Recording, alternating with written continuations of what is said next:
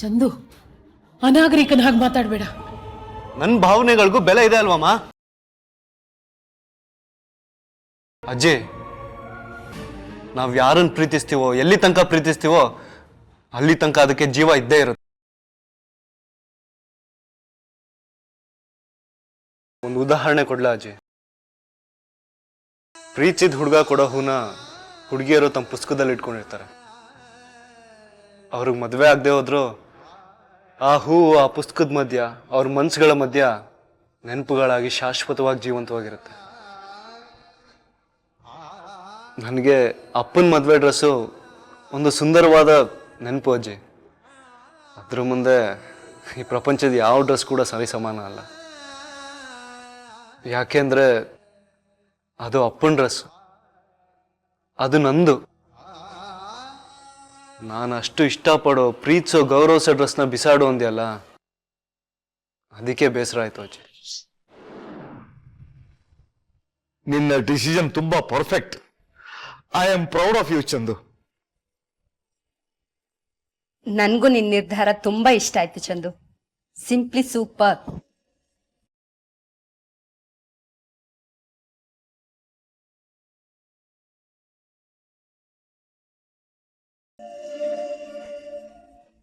ಅಮ್ಮ, ಹೊಟ್ಟೆ ಹಸಿತಾ ಇದೆ. ಮದುವೆ ಗಂಡು ಹೊಟ್ಟೆ ಹಸ್ಕೊಂಡಿರ್ಬಾರ್ದಂತೆ. ಬಾ, ಊಟ ಹಾಕು. ಬಾ ಬಾ ಅಮ್ಮ.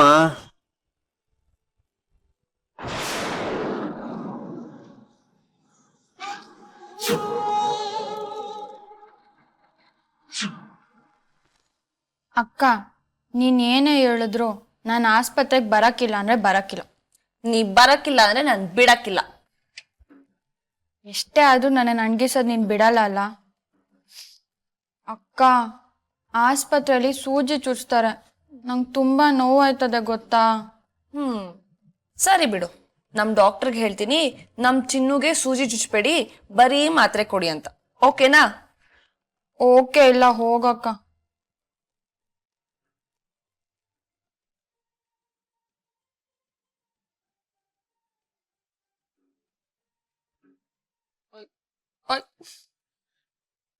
ಏನು ನೀವಿಬ್ಬರ ಡೀಪ್ ಡಿಸ್ಕಷನ್? ನೋಡಿ ಅಪ್ಪಾಜಿ, ಅಕ್ಕ ನನ್ನನ್ನು ಆಸ್ಪತ್ರೆಗೆ ಕರ್ಕೊಂಡು ಹೋಗ್ತೀನಿ ಅಂತ ಎದುರಿಸ್ತಾ ಇದ್ದಾಳೆ. ನನ್ಗೇನು ಆಗಿಲ್ಲ ಅಂದ್ರೆ ಕೇಳ್ತಾನೆ ಇಲ್ಲ. ಮನ್ಯಾಗ ಬೇರೆ ತುಂಬಾ ಕೆಲಸ ಹಂಗೆ ಬಿದ್ದಿದೆ. ಆಯ್ತಾ ಮೇಡಮ್ ಕಂಪ್ಲೇಂಟ್ ಹೇಳಿದ್ದು? ಪಪ್ಪ ಇಲ್ಲಿ ಕೇಳಿ, ಹಣೆಗೆ ಏಟು ಬಿದ್ದಿದೆ, ಸ್ವಲ್ಪ ಜ್ವರ ಕೂಡ ಬಂದ ಹಾಗಿದೆ. ಹಾಸ್ಪಿಟಲ್ ಬರಲ್ವಂತೆ, ರೆಸ್ಟು ತಗೊಳಲ್ವಂತೆ. ಈಗ ನೀವಿಬ್ರು ಕಂಪ್ಲೇಂಟ್ ಮಾಡೋದನ್ನ ನಿಲ್ಸಿದ್ರೆ ನೀವಿಬ್ರು ಏನ್ ಮಾಡಬೇಕು ಅಂತ ನಾನು ಹೇಳ್ತೀನಿ. ಹೇಳು ಪಪ್ಪ. ಗೊಂಬೆ, ಚಿನ್ನು ನಾನೇನು ಡಾಕ್ಟರ್ ಜಲಜಾ ಹತ್ರ ಕರ್ಕೊಂಡು ಹೋಗು. ನಾನು ಜಲಜಾ ಅವ್ರ ಹತ್ರ ಫೋನ್ನಲ್ಲಿ ಮಾತಾಡ್ತೀನಿ. ಚಿನ್ನು, ಡಾಕ್ಟ್ರು ಏನು ಹೇಳ್ತಾರೋ ಹಾಗೆ ನೀನು ಮನೇಲಿ ನಡ್ಕೋಬೇಕು, ಸರಿನಾ? ಚಿನ್ನು, ದೇವಸ್ಥಾನದ ಹತ್ರ ನಿನ್ನನ್ನು ಬೀಳಿಸಿ ಹೋದ್ನಲ್ಲ ಅವನು, ಆಮೇಲೆ ನಿನ್ನ ಹತ್ರ ದುಡ್ಡು ಕಿತ್ಕೊಂಡು ಹೋದ್ನಲ್ಲ, ಇಬ್ರು ಒಬ್ಬರೇ ತಾನೆ? ಅವನೇ. ನಾನು ಸಾಯೋ ಗಂಟ ಅವನ ಮುಖ ಮರೆಯೋಕ್ಕಿಲ್ಲ. ಆತ್ಮಲಿಂಗೇಶ್ವರ ಮೇಲೆ ಆಣೆ, ಅವನೇ. ದೇವಸ್ಥಾನದ ಹತ್ರ ಬಂದಿದ್ದ ಅಂದರೆ ಅವನು ಇದೇ ಏರಿಯಾನವನಿರ್ಬೇಕು. ನೋಡು ಚಿನ್ನು, ಇನ್ನು ಮುಂದೆ ನೀನು ಹೊರಗಡೆ ಹೋಗಬೇಕಾದ್ರೆ ನನಗೆ ಅಥವಾ ಗೊಂಬೆಗೆ ಹೇಳಿ ಹೋಗಬೇಕು. ನೀನು ಹೊರಗಡೆ ತುಂಬ ಹುಷಾರಾಗಿರಬೇಕು. ಅಕಸ್ಮಾತ್ ಅವನೇನಾದರೂ ಹೊರಗಡೆ ಕಾಣಿಸಿದ್ರೆ ನೀನು ಒಬ್ಬಳೇ ಜಗಳಕ್ಕೆ ಹೋಗಬೇಡ. ನನಗೆ ಅಥವಾ ಗೊಂಬೆಗೆ ಫೋನ್ ಮಾಡಿ ತಿಳಿಸು. ಅಂಥವ್ರನ್ನ ಪೊಲೀಸಿಗೆ ಹಿಡ್ಕೊಡ್ಬೇಕು. ಅವರೇ ಸರಿ ಅವ್ರಿಗೆಲ್ಲ ಬುದ್ಧಿ ಕಲಿಸೋದಕ್ಕೆ. ಸರಿ ಅಪ್ಪಾಜಿ, ನಾನು ಹಂಗೆ ಮಾಡಿ. ತಲೆ ಒಂದು ಸ್ವಲ್ಪ ನೋಯ್ತದಷ್ಟೆ, ಆದ್ರೆ ನಾನು ಆಸ್ಪತ್ರೆಗೆ ಹೋಗಕ್ಕಿಲ್ಲ. ಏಯ್, ಬರಕ್ಕಿಲ್ಲ ಅಂತೆ, ಬರಕ್ಕಿಲ್ಲ. ಬಿಟ್ಟ ಅಂದ್ರೆ ಬಾರೆ. ನೋನು ಚಿನ್ನು, ನೀ ಹಾಸ್ಪಿಟಲ್ಗೆ ಹೋಗಲೇಬೇಕು. ಹಾಸ್ಪಿಟಲ್ಗೆ ಹೋಗಿ ಅವ್ರು ಏನು ಹೇಳ್ತಾರೋ ಹಾಗೆ ನಡ್ಕೋಬೇಕು.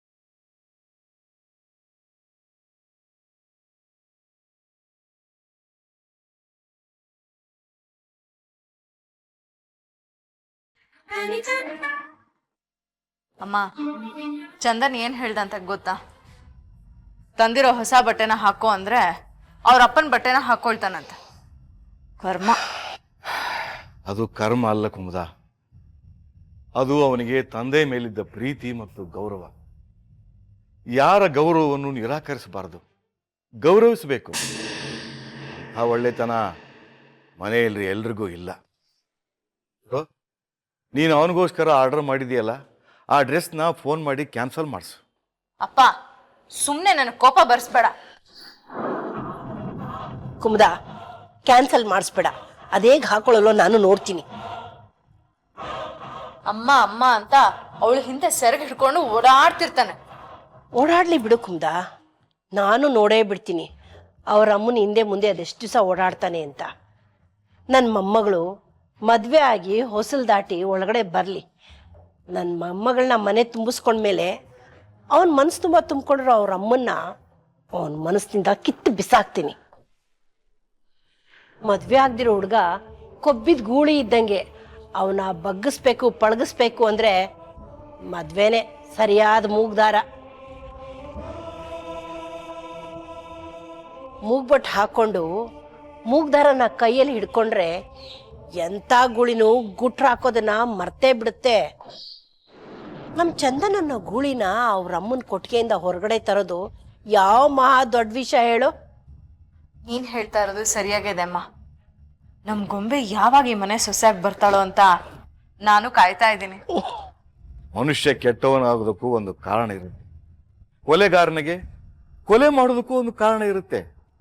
ಆದ್ರೆ ನಿಮ್ಮಿಬ್ಬರು ಕೆಟ್ಟತನಕ್ಕೆ ಕಾರಣವೇ ಇಲ್ವಲ್ಲ. ಸತ್ಯ ಗೊತ್ತಿದ್ದು ಸುಮ್ಮನೆ ಇರೋದಕ್ಕೆ ನಾನೇನು ಮಹಾಭಾರತದ ಸಹದೇವ ಅಲ್ಲ. ನಿಜ ಹೇಳ್ತಾ ಇದ್ದೀನಿ ಸುಲೋಚನಾ, ನೀವಿಬ್ರು ಯೋಚನೆ ಮಾಡೋ ರೀತಿ ಇದೆಯಲ್ಲ, ಅದರಿಂದ ಯಾರಿಗೂ ಒಳ್ಳೇದಾಗಲ್ಲ. ಆಸೆಗೆ ತಳ ಇಲ್ಲ, ದ್ವೇಷಕ್ಕೆ ಬುಡ ಇಲ್ಲ. ಸುಲೋಚನಾ, ತಾಯಿಯಿಂದ ಮಗನನ್ನ ದೂರ ಮಾಡೋ ದುರಾಲೋಚನೆ ನಿನಗೆ ಯಾಕೆ ಬಂತು? ಅವಳು ನನ್ನಿಂದ ನನ್ನ ಮಗನ್ನ ದೂರ ಮಾಡಿದ್ಲು, ನನ್ನ ಸುಖ ಸಂಸಾರಕ್ಕೆ ಬೆಂಕಿ ಇಟ್ಲು. ಅದಕ್ಕೆ ಅವಳಿಂದ ಅವಳ ಮಗನ್ನ ದೂರ ಮಾಡಿ ಹೇಳಿ ತೀರಿಸ್ಕೊಳ್ತೀನಿ. ಆಗ್ಲೇ ನನಗ್ ಸಮಾಧಾನ. ಈ ನಿನ್ನ ಕೆಟ್ಟತನಕ್ಕೆ ಆ ದೇವರು ನಿನಗೆ ಕೊಟ್ಟ ಒಬ್ಬನೇ ಒಬ್ಬ ಮಗನನ್ನು ಕಿತ್ಕೊಂಡ್ಬಿಟ್ಟ. ಈಗ ತಾಯಿಯಿಂದ ಮಗನನ್ನ ದೂರ ಮಾಡಿ ಇನ್ನೇನ್ ಕಳ್ಕೋಬೇಕು ಅಂತಿದ್ಯಾ? ಕಳ್ಕೊಳ್ಳೋದಿಕ್ಕೆ ನನ್ನ ಹತ್ರ ಏನು ಉಳ್ದಿಲ್ಲ. ಕಳ್ಕೋಬೇಕಾಗಿರೋದು ಅವಳು. ಕೆಟ್ಟ ಮೇಲೆ ಬುದ್ಧಿ ಬಂತು, ಅಟ್ಟಿದ ಮೇಲೆ ಒಲೆ ಉರಿತು ಅಂತ ಗಾದೆನೇ ಇದೆ. ಅಮ್ಮ, ಅಪ್ಪ ಯಾವಾಗ್ಲೂ ಅವಳ ಪರ ಅಂತ ನಿನಗೆ ಗೊತ್ತು ತಾನೆ. ಯಾಕೆ ಸುಮ್ಮನೆ ಮಾತಾಡ್ತೀಯ? ಅಪ್ಪ ಏನ್ ಬೇಕಾದ್ರೂ ಹೇಳ್ಕೊಳ್ಳಿ, ನಾವ್ ಏನ್ ಮಾಡ್ಬೇಕು ಅಂತ ಇದೀವೋ ಅದನ್ನೇ ಮಾಡೋಣ. ಕುಮುದ, ನೀನಿನ್ನೂ ನಿನ್ನ ಅಪ್ಪ ಅಮ್ಮನ ಮನೇಲಿದೀಯಾ. ನಿನಗೆ ಹೇಗೆ ಅಮ್ಮ ಬೇಕೋ ಹಾಗೆ ಚಂದನ್ಗೂ ಅವನ ಅಮ್ಮ ಬೇಕು. ದ್ವೇಷದ ಆವೇಶದಲ್ಲಿ ನಿಮ್ಮಿಬ್ಬರ ಕಣ್ಣುಗಳು ಕುರುಡಾಗಿದೆ. ನೀವಿನ್ನೂ ಎಷ್ಟು ದಿನ ಅಂತ ಚಂದನ್ ಜೊತೆ ನಾಟಕ ಆಡ್ತೀರಿ? ಒಂದಲ್ಲ ಒಂದು ದಿನ ಅಂಕದ ಪರದೆ ಜಾರಲೇಬೇಕು, ನಿಮ್ಮ ಮುಖವಾಡ ಕಳಚಲೇಬೇಕು. ಮುಖವಾಡ ಕಳಚಿದ ಮೇಲೆ ಗೊತ್ತಾಗತ್ತೆ ನಿಮಗೆ ನೀವೇನು ಕಳ್ಕೊಂಡಿದ್ದೀರಿ, ಏನು ಪಡ್ಕೊಂಡಿದ್ದೀರಿ ಅಂತ. ಒಂದು ಮಾತು ಹೇಳ್ತಾ ಇದ್ದೀನಿ, ಚೆನ್ನಾಗಿ ನೆನಪಿಟ್ಕೊಳ್ಳಿ. ಚಂದನ್ನ ಪಾರ್ವತಿಯಿಂದ ದೂರ ಮಾಡೋದಕ್ಕೆ ಆ ದೇವರಿಂದಲೂ ಸಾಧ್ಯ ಇಲ್ಲ. ಗಿಡದಿಂದ ಹೂವನ್ನು ಕಿತ್ಕೋಬಹುದು, ಆದರೆ ಹೂವಿನಿಂದ ಪರಿಮಳವನ್ನು ಕಿತ್ಕೊಳ್ಳೋಕ್ಕಾಗಲ್ಲ. ಹಾಗೆ ತಾಯಿಯಿಂದ ಮಗನನ್ನ ದೂರ ಮಾಡೋಕ್ಕಾಗಲ್ಲ.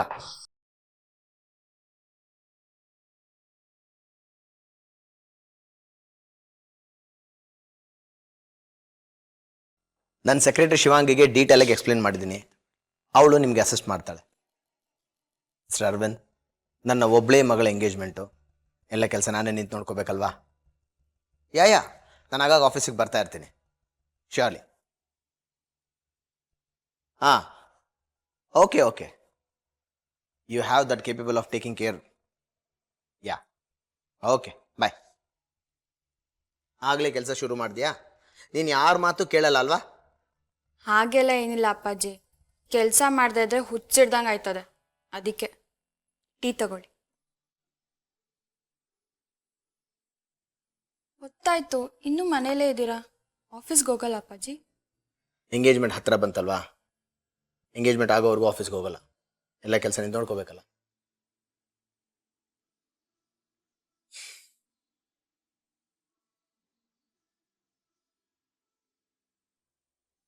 ಅಪ್ಪಾಜಿ, ಏನು ಯೋಚನೆ ಮಾಡ್ತಾ ಇದ್ದೀರಾ?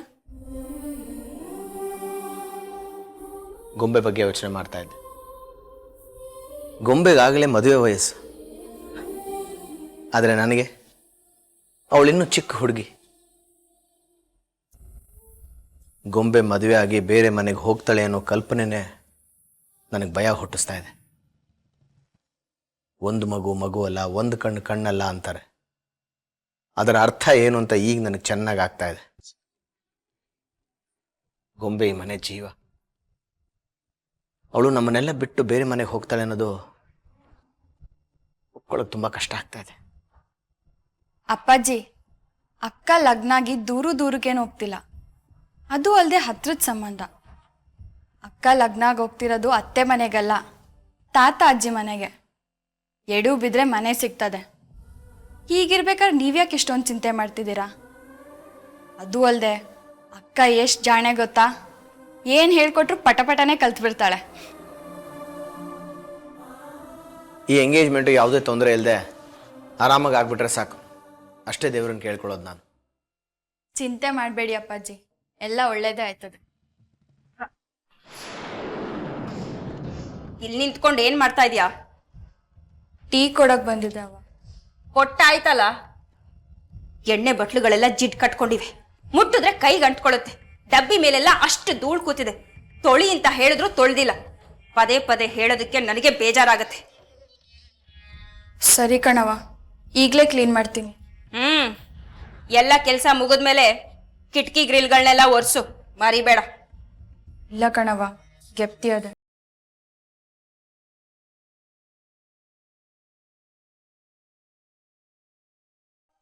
ಕೈಲಾಶ್, ಎಂಗೇಜ್ಮೆಂಟ್ ಕಾರ್ಡ್ ತರ್ತೀನಿ ಅಂದೆ, ಅದನ್ನು ತರಲಿಲ್ಲ. ಜ್ಯುವೆಲರಿ ಡಿಸೈನ್ ಬುಕ್ ತರ್ತೀನಿ ಅಂದೆ, ಅದನ್ನೂ ತರಲಿಲ್ಲ. ಎಲ್ಲ ನಾಳೆ ನಾಳೆ ಅಂತಿದ್ರೆ ಇವತ್ತು ಮುಹೂರ್ತ ಇಟ್ಕೊಂಡು ನಾಳೆ ಮದುವೆ ಮಾಡೋಕ್ಕಾಗತ್ತಾ? ಇವತ್ತಿಂದ ಎಂಗೇಜ್ಮೆಂಟ್ ಆಗೋವರೆಗೂ ನಾನು ಆಫೀಸಿಗೆ ರಜಾ ಹಾಕಿದ್ದೆ. ನೀನು ಯಾಕೆ ಟೆನ್ಷನ್ ಮಾಡ್ಕೊಳ್ತೀಯ? ಎಲ್ಲ ಕೆಲಸನೂ ಹಾರ್ಕೊಂಡು ಮಾಡಬಾರ್ದು, ಕಣ್ಣು ಊರ್ಕೊಂಡು ಮಾಡಬೇಕು. ನಾನು ಏನೇ ಹೇಳಿದ್ರು ಅದಕ್ಕೊಂದು ಕಾರಣ ನಿನ್ನ ಹತ್ರ ರೆಡಿಯಾಗಿರತ್ತೆ. ತಗೋ, ಕಾರಣ ಕೊಡಲ್ಲ, ಎಲ್ಲ ಕೆಲಸನೂ ಇವತ್ತಿಂದಾನೇ ಶುರು ಮಾಡ್ತೀನಿ, ಸರಿನಾ?